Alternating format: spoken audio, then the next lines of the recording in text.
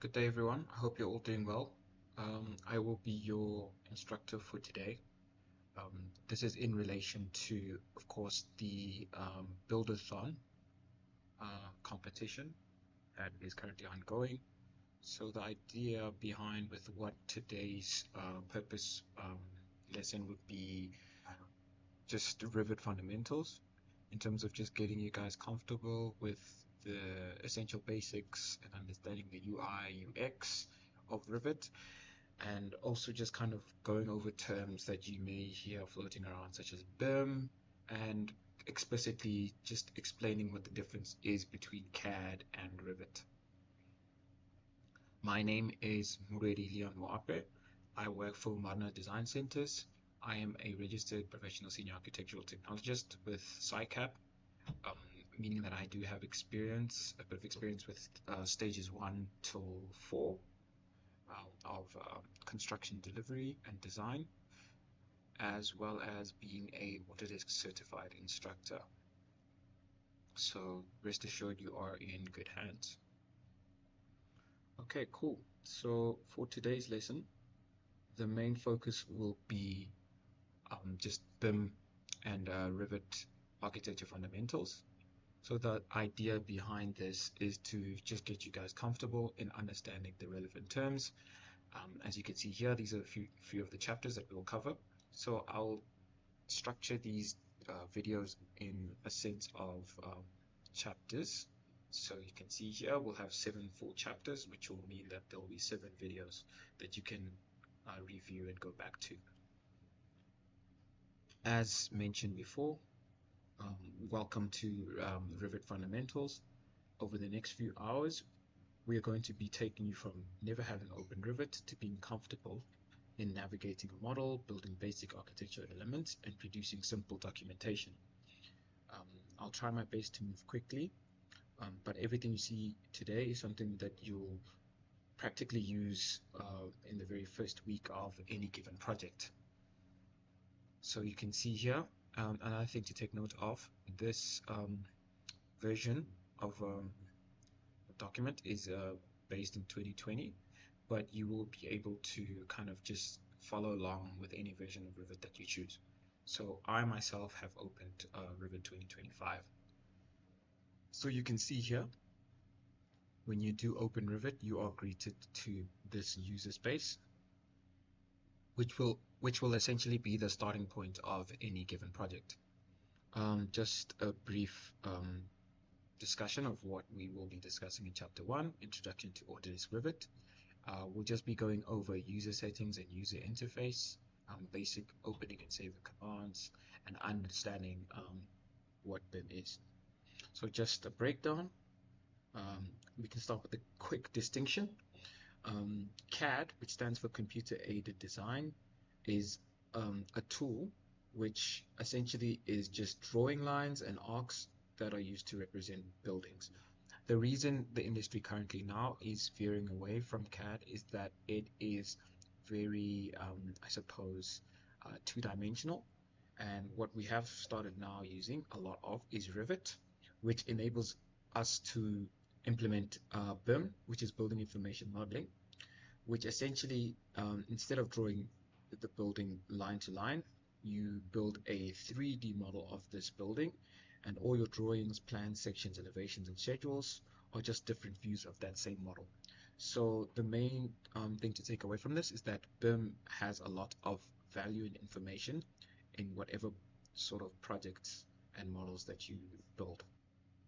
One thing to please keep in mind is that Revit is a tool that supports BIM and is not actually BIM itself.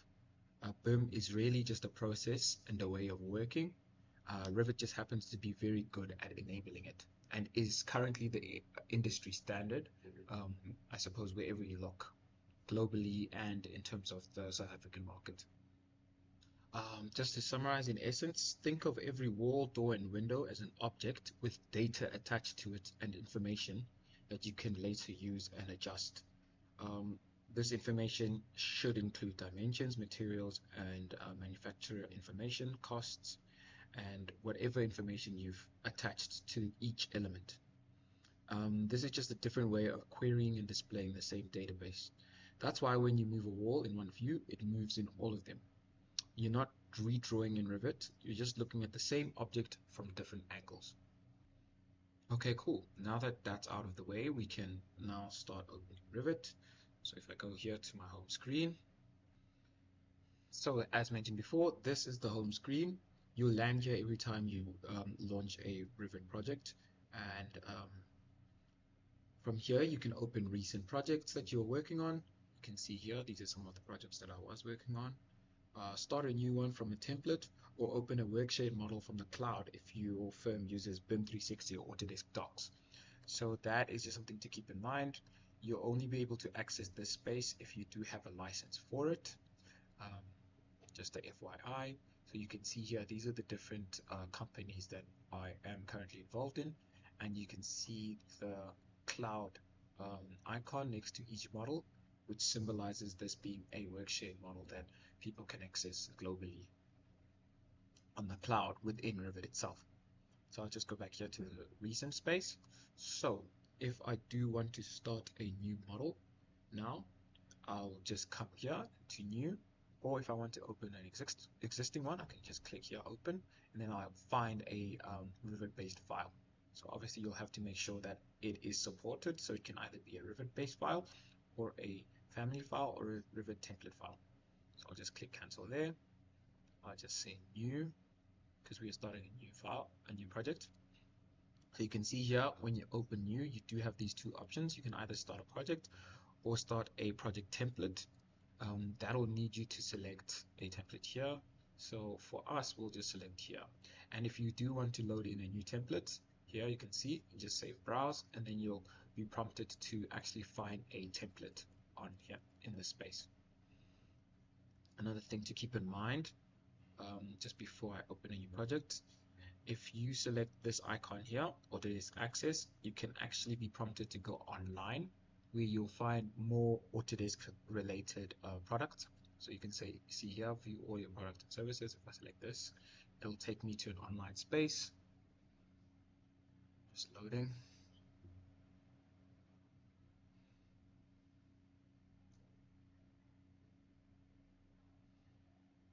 You can see the space here is where you will essentially find the Autodesk products that you do have access to. Just waiting for it to load. Okay, perfect. So you can see here, these are the products that I have access to. So if I select Revit, I can see here that I have different versions of Revit that I am able to download. Just something to keep in mind, Revit does revert back, I think 3 or 4 years. So this is the latest version of Revit that you are able to download, as there is a new release yearly. So another good practice in the industry is generally that people tend to work with one version below, just because there are sometimes bugs in the newer version that still need to be fixed throughout the year. So if I select here, as I have 2025, I can select 2025. Oh, another thing to keep in mind, you are not able to revert back. So if I open a model in 2026, I won't be able to open that same model in 2025, but I am able to go forwards. So I can go from 2024 to 25, 26, and 27. Select here and I say view details. So in this space here, I'll have these options that I can kind of start to download. So extensions, updates, plugins. This is other sort of information that you probably won't be privy to currently, but a space I believe people will generally gravitate towards will be libraries. So libraries tends to have packages of families that we can use. So if you come here, just come here to libraries, you can select any version you'd like to add, which will have relevant family contexts, templates, etc. Select that. Minimize that. So yeah, I'll go here again. Now I'll just select none. We don't want any templates, and then I'll say create new project. Another prompt that you'll have here, you can choose between the two. Unit of measurements, we use metric, so we can select metric.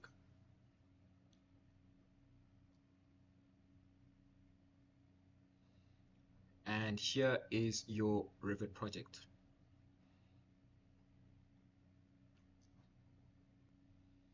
Okay, cool. So this here at the top will be the ribbon, what we call the ribbon, yes. And this is a command central and is organized into various tabs uh, according to architecture, structure, insert, annotate, etc. Each tab has panels of related tools. One thing that trips people up when you have activated a tool like the wall tool or contextual tab appears, usually green with options specific to that tool. So just keep that in mind when you do select a specific tab here. Another thing to take note of here, if you go to the file section, you do have this options tab or bar that you can open. In this space, you are able to just kind of customize what you would like your Revit to act like and adjust that. So you can change the save intervals. You can change the user interface space here. Another thing I think people tend to also change is here, which is the canvas color scheme. So you can select light if you want, if you prefer that. You can see here it becomes dark. And if I go back, I can change that and I can just say color and I say dark and it becomes white. I say okay, and I can keep this space here dark in dark mode. Something to keep in mind. I come here back to options. So you can see here rendering capabilities, file locations. Here again, you are able to add templates. So if you come here, you can see this is where the templates will land. And there's the name and description for that. So you can select here, and then if you have custom templates that you'd like to add, and have them appear. So if I add something here, then I can come back here to the home page. If I want to open a new model, then that template will appear here as a drop down. Go back into this. Okay, cool. So let's just talk a bit about the user interface. As mentioned before, this is the Revit home page. So if I go back into the file, here you can see this is the file tab at the top here. So you can select here and then open a new project and also save. This is the quick access toolbar. It's currently grayed out. The info center will be over here at the top here. So you can use this space to actually search on the Revit forum Autodesk space if you have a question that you'd like answered.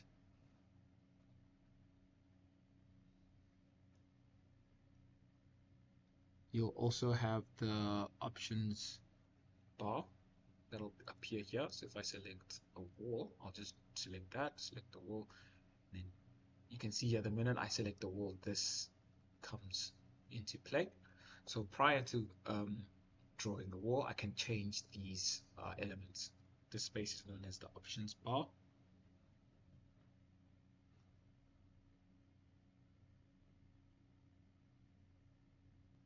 As well, you'll have the type selector, which is here. So prior to drawing the wall, I am able to adjust what type of wall I'd like to draw. So I can just quickly draw this. I'll draw the two, draw that, select this. If I come here, just drop down and select that, and then I draw that. You can see there, if we go into 3D, you can see them better here. I'll just adjust the view type. So again here, these are also just elements that you can adjust. I'll just say realistic. Just wait for it to load. Something to keep in mind as well.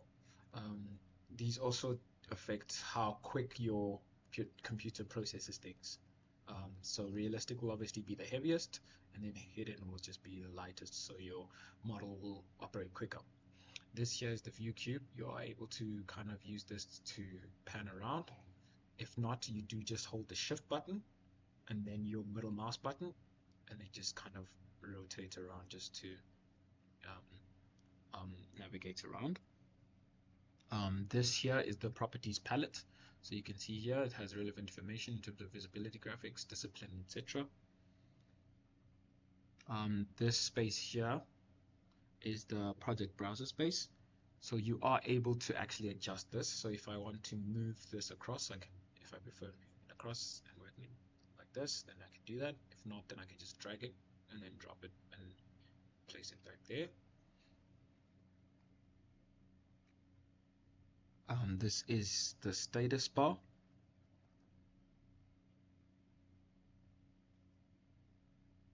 And then over here is the view control bar. So you can see here you have different options that you can change. So if I select this, I can see my crop region. I can start adjusting this accordingly. So if I select that, you can see here now I can't see what that crop is. But if I turn this on, I can see where it's supposed to cut, and then I can also just adjust this. And if I don't want to see this crop region, I can just select that button there, and I won't see it. Another quick tool that you can use is ZA, which is zoom apply, which will actually zoom into the elements that you are working with. So I can just select this, just erase that just to hide. These are also other elements that you can use: shadows on, shadows off, sun path on. Yeah, and then also reveal your hidden elements. So if I select this element, I am able to right click and I can just say hide element. And if I click this light bulb, you can see that this element is hidden. And you can see now this pane is highlighted red, which means that I'm in the reveal hidden elements tab. So if I select this again, I can just say unhide elements, and then I go back and you can see now that element is visible.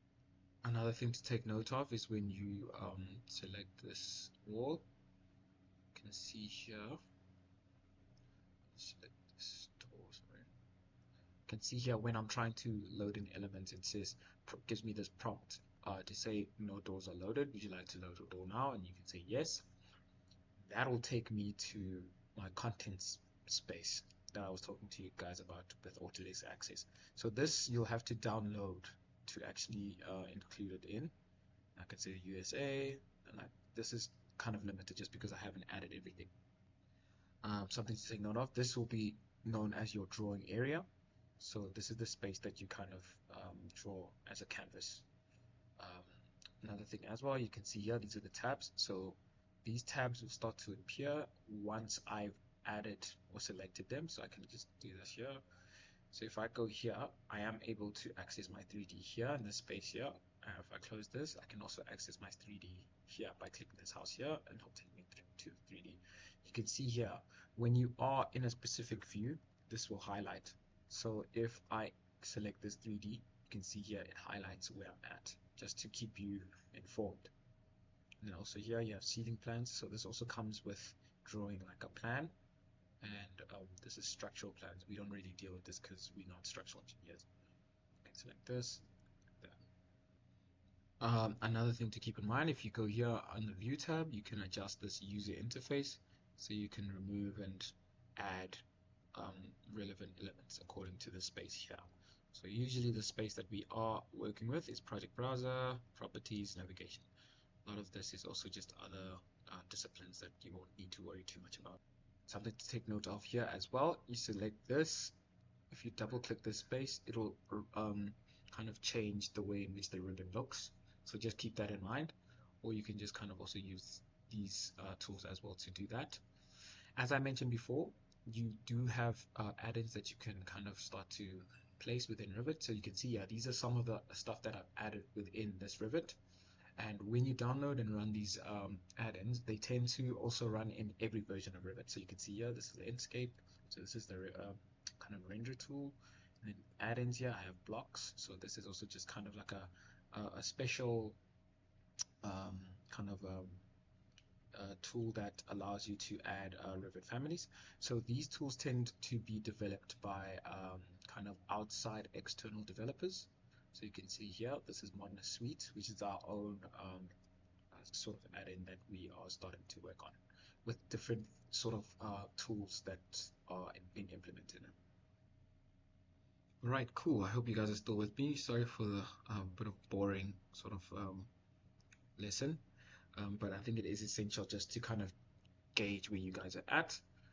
Just as an exercise, I would like you guys to just open and use this file here. I'll send it when you guys are ready, and then I'll include that. You'll just need to go through these kind of commands just to navigate through the open command, and then also just to save a Revit file and get used to the user interface in UX of Revit.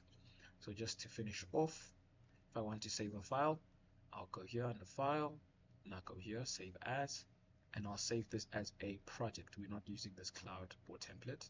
We'll say project, and I'm prompted to the space, and then I can select where I'd like my file to land. So I can just, I'll just for now select desktop, I'll say downloads, and then I'll just obviously rename it. Another thing is to also just start to use a proper naming convention.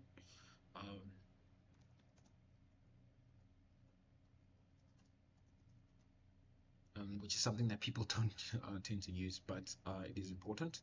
And select here, obviously it'll be a Revit file, so you can see you can't change this format.